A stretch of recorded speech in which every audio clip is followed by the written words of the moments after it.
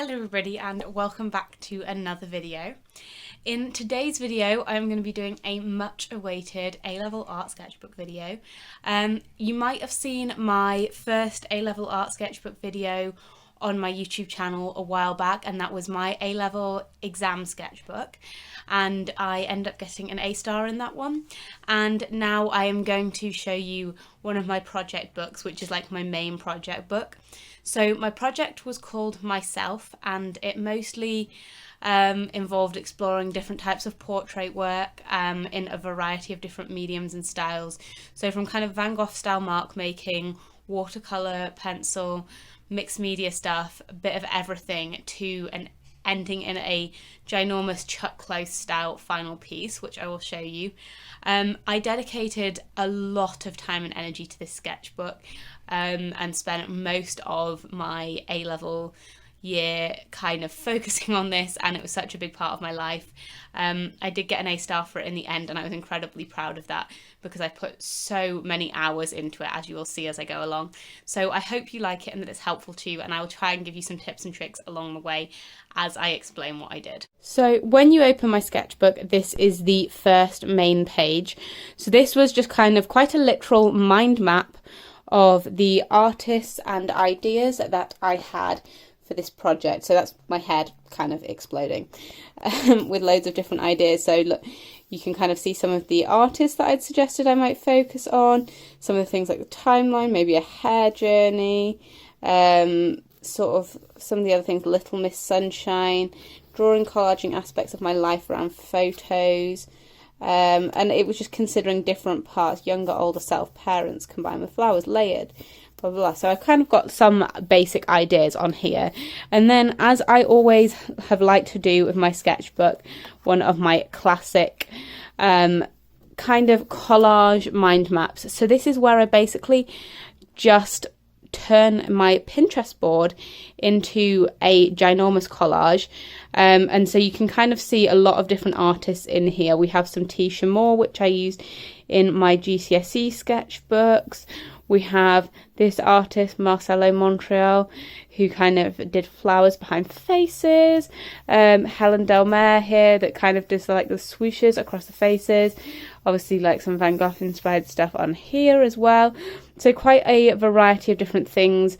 Interested in like different uses of colour, but a lot of basically different styles of portraiture that I'd focused on here. And then my first double page spread is my Little Miss Sunshine pages, and at the start when my art teacher saw me doing this, she was really unsure because she thought it looked very primary school. She'd only sort of seen the writing, this collage sunshine in the background, but that was more about the presentation and largely focusing on presenting this piece here, which I really love. This is basically an adaptation of me here as a kid looking very happy, mixed with the Little Miss Sunshine from Roger Hargreaves' books. And so I sort of turned myself into half a Little Miss Sunshine-ified version of myself, and half, you know, like if you look at it, half that looks like that and then half that's like the yellow Little Miss Sunshine version mashed together, because my friends sort of used Little Miss Sunshine as a nickname for me, and that's what I've explained here. All of my writing in this sketchbook and annotation was all printed on acetate, and then that just allowed me to get so much more detail in, because obviously by typing it, it's a lot smaller, and then I could fit in a lot more as well. And also you can kind of like cut it and fit it into all the shapes of the pages, which was quite cool. Here, this was just like a really quick pen sketch, probably like a 15-minute pen sketch, but of me in yellow kind of fit the theme of these pages as well. Then on this double page spread, I kind of looked at the work of Picasso and Gary Hume. So I have always really loved Picasso, and this is quite a cool style of his. And then these are Gary Hume's kind of overlapped lady paintings. So I sort of worked with that, but as almost like a timeline version of myself, looking at me at different ages. Honestly, I really don't like the black parts of it. Like, I find this just incredibly creepy. But the white ones have actually come out really cute, and I'm not sure whether it's just because they were better images in the first place, but I think the style of them just kind of looks better, whereas the black looks so harsh on this, but it was still a cool style to experiment with, I guess. In terms of this double page spread, this is a bit of an interesting one in terms of the presentation. So basically here I have the annotation of the two artists I use, so Stefan Sagmeister and Marcelo Montreal that I showed you on the first page, and I kind of combine their styles, but then it kind of doubles up this, so you close that and that goes to just a white page, and you can see a paper cut version of me like this, which is obviously based off the Stefan Sagmeister style, but then if you kind of, this is not actually attached, but if you look at that way, and then when you open it you can see the actual face, and then you can also see the collage, which was all made from photos that I had taken on my holidays as well. So at this point I've kind of explored a lot of different things to start with, and so then I wanted to do a more personal piece. So this is kind of a timeline of myself, and I've done a massive evaluation here of all of the different elements, and I genuinely think good evaluation of your pieces and good explanation does help. Obviously the art needs to be of good quality, but if you can't back it up you aren't going to get as good marks, unfortunately. But basically here you can see the timeline of my life, and these are the photos it's based on. So you've got photos of me at all ages, kind of showing my development, and then different things that have been important to me at different points in my life, and this all kind of superimposed on a Starry Night background, because I have been in love with that painting for years, as I'm sure many people have. Going into some closer work studies then, I then started to focus on Van Gogh, and I kind of focused on his mark making style with this photo of myself. And I don't really like the watercolour piece, but this is one of my favourite pieces. So if you kind of look closely at it, you can see it's all done with marks. This is kind of almost like digging out some of the paint to create the fine eyebrow lines, but it's all done very much in a mark making style, as you can see. And this was one of my first experiments with oil paints as well, and I quite like even how I've just used the pink in the cheeks flecked in like that. And so that was that bit, and then I did some more studies of the same photo. Now I would recommend you don't do so many pieces on the same photo. I don't think they really like that. You know, it's good to show a couple of different styles, but better to show them across different photos, to be honest, and not the same one. But I really like this Coloursoft drawing of me, and my Coloursoft pencils that I also used in that first drawing of myself as Little Miss Sunshine are my absolute favourites.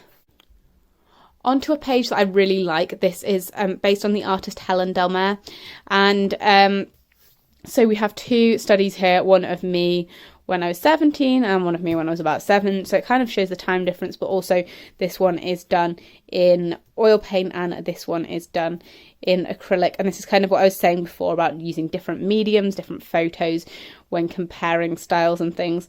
And I did really like doing this. Granted, the proportions on this face, just you can see they're a bit off, but this one is kind of more accurate.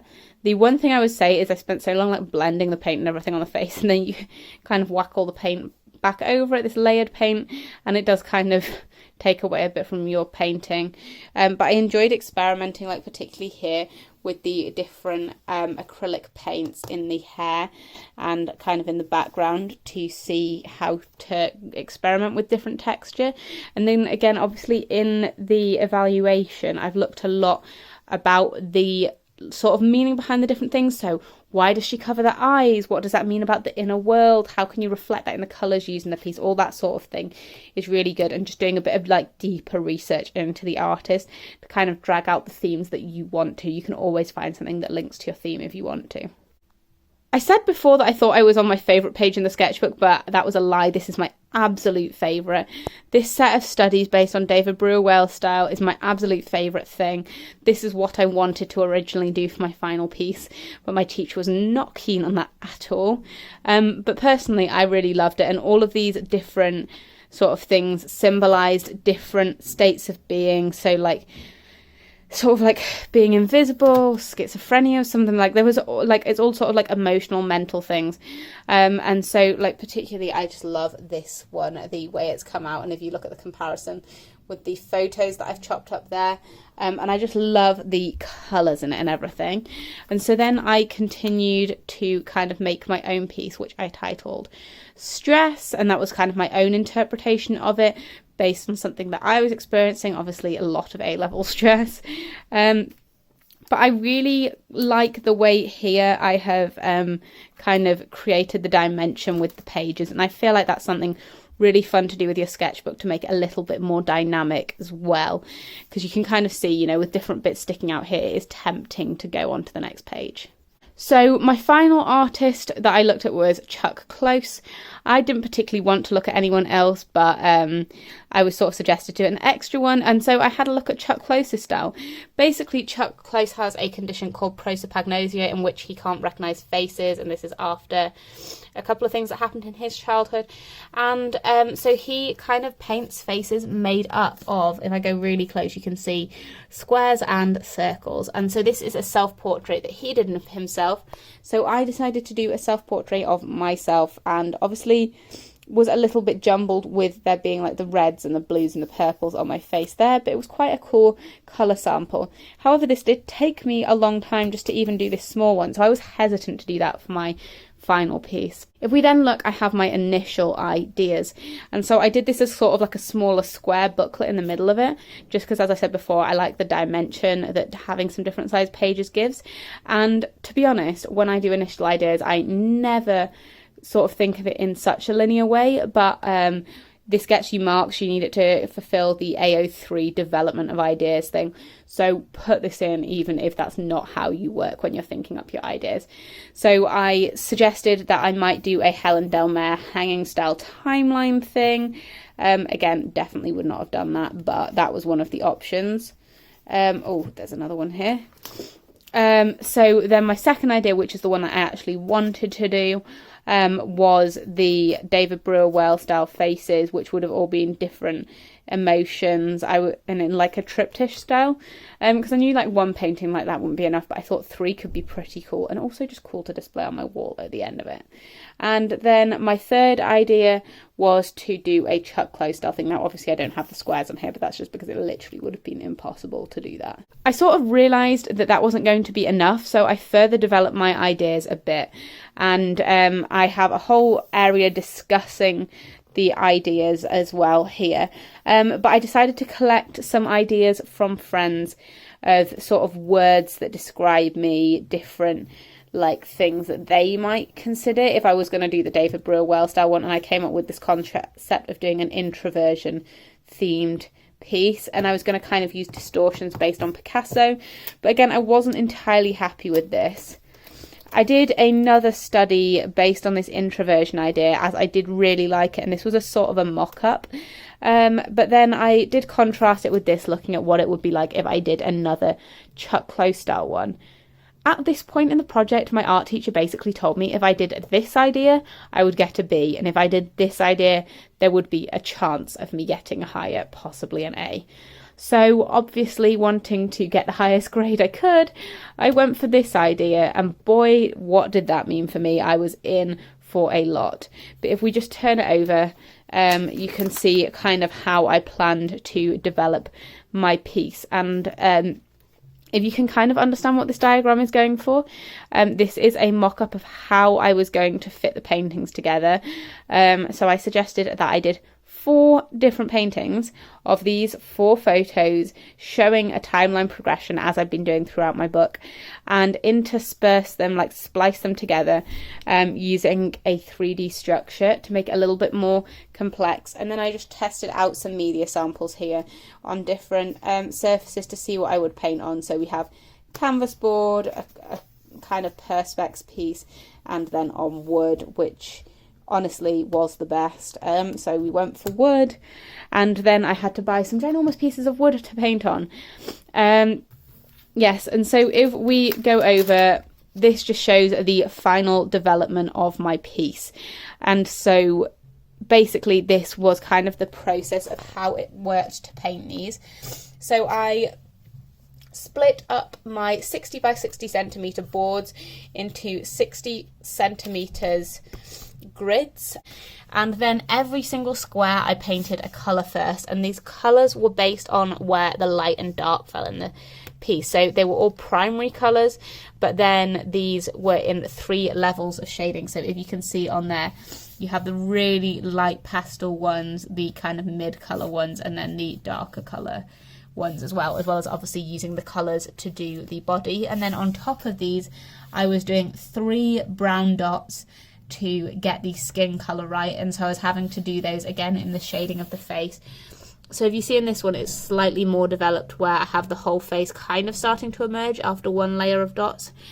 And then this one down here kind of shows you what it's like with more dots on. But I'll show you the final outcomes now. It's not put together, but I'll put a photo in of these put together. So this is one of the 4 pieces. So this was me age 8, and you can kind of see if you go closer up that each one of these squares has 3 different toned circles on. So that involved me mixing a lot of different paints up. On the back of that first one, we have this one of me. I was 12 here. And again, you can kind of see how I've used the different colours to make it up. If you kind of stand away from your computer, you'll probably get a bit more of the effect of this. This might be my favourite one maybe, or the one on the back of it. But this is me age 2, and I feel like it works quite well with this painting, particularly when you go further away from it. I feel like you can see the face quite well, and I think it's maybe just because with a baby face it's a lot smoother. This final one was the most recent one. This is of me age 17, and I also really like this one. The interesting thing about this one is I have glasses on, so as you see when you zoom in, you have kind of the black markings in there to try and form the glasses. It was a little bit harder with where it fell on this one to get it in, but I feel like that does kind of add to it a bit. But again, they're like fairly discreet, although I feel like you can probably notice them more now that I've pointed it out. If you notice in the background, I didn't do the dots on the background squares. And that is largely because there was not physically enough time to do this. I spent so long on this piece. So I started it in late October, early November of my final year of 6th form and of A-levels. And I had until the end of January to do it. Now, that first month that I was doing it in November, I was in the school play and had barely any time to commit to it. But then I realised in December that it was going to take me so long to do this, and I basically spent all of December and January doing this. It took me 285 hours to paint this piece, and at the same time I was having to redo my first sketchbook for my A-level, which I will also show you another day, and finish this sketchbook to their fullest, because at this point I was determined I was getting an A with all the effort I had put in. And so given that I spent 285 hours, I feel like it came out pretty well in the end. I hope you enjoyed that. These pieces did end up getting an A star and basically getting full marks for the actual paintings, not for the sketchbook. But I spent so long on these. I barely saw anyone basically for December and January of my final year of A-levels. Crazily enough, I was taking my driving test at the same time, and my life was literally paint or drive every single day for all of January. It was absolutely insane. I didn't go out, didn't see anyone, spent all of my life doing art other than the few hours in which I had my other classes in those days. But honestly, I think it was worth it, just because like the grades paid off in the end, and it's not like it was negatively impacting my mental health or anything. Like, I loved painting. It did get a bit boring sometimes, painting that many squares and circles. And my family still tease me with different like square themed presents even 2 years later. But honestly, kind of the payoff from it was insane. And I managed to get these pieces exhibited in the students' art exhibition in the Mal Galleries. I did a vlog of when I went to visit the Mal Galleries the first time, because I had my art exhibited in it in first year as well, which is the final piece for the sketchbook that I am yet to show you. but it was honestly such a cool experience to have my work exhibited in it. And I got these ones exhibited and my other piece that you saw in my A-level exam sketchbook. And that was such a rewarding experience. I didn't actually get to go and see these ones because they got displayed whilst I was interrailing.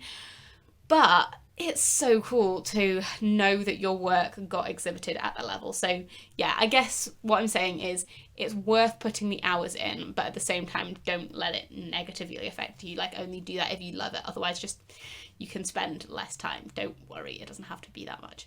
But yeah, if you want any more advice about A-level art, I feel like this has been a bit of a rambly video, but hopefully you enjoyed seeing it and got some inspiration from it. I know I was scouring the internet for sketchbook videos when I was doing my A-levels, so yes. Thank you for watching. Let me know if you want any more videos, and I will see you next time. Bye!